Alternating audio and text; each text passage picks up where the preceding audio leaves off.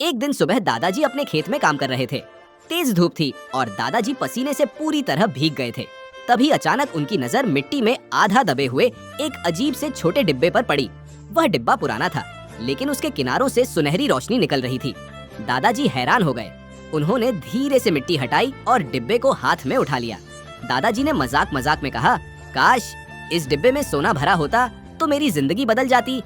जैसे ही उन्होंने यह कहा, अचानक डिब्बा जोर जोर से चमकने लगा। अगले ही पल डिब्बा अपने आप खुला और उसके अंदर चमचमाता सोना भरा हुआ था। दादाजी की आंखें फटी की फटी रह गईं। उन्हें कुछ समझ नहीं आया। वह जल्दी से डिब्बा लेकर घर आ गए। घर पहुंचकर दादाजी खुशी खुशी बोले, काश मेरे घर में ढेर सारा स्वादिष्ट खाना आ जाए। अगले ही पल पूरे कमरे में तरह तरह के पकवान आ गए।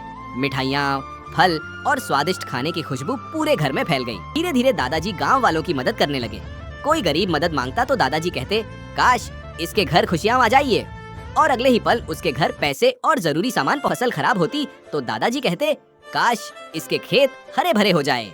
और कुछ ही सेकंड में उसके खेत सुंदर फसलों से भर जाते।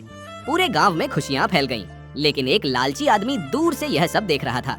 उसने सोचा, अगर यह जादुई डिब्बा मुझे मिल जाए तो मैं दुनिया का सबसे अमीर आदमी बन जाऊंगा। एक रात जब दादाजी सो रहे थे, वह चुपके से घर में घुसा और डिब्बा चुराकर भाग गया।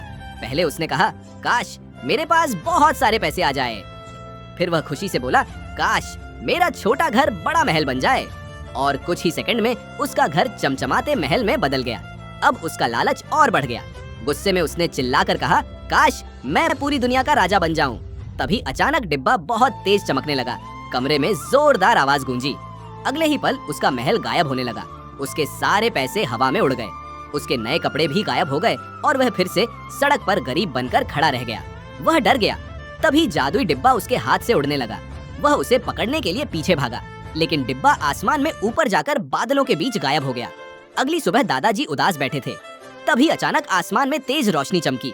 वही जादुई डिब्बा चमकता हुआ नीचे आया और सीधे दादाजी के हाथों में आ गिरा। उसी समय आसमान से आवाज गूंजी, ये ताकत सिर्फ अच्छे कामों के लिए है, लालच के लिए नहीं। दादाजी मुस्कुराए और डिब्बे को हाथ में लेकर बोले, काश यह जादुई डिब्बा उसके पास जाए जो मेरी इस वीडियो को लाइक और चैनल को सब्सक्राइब करे।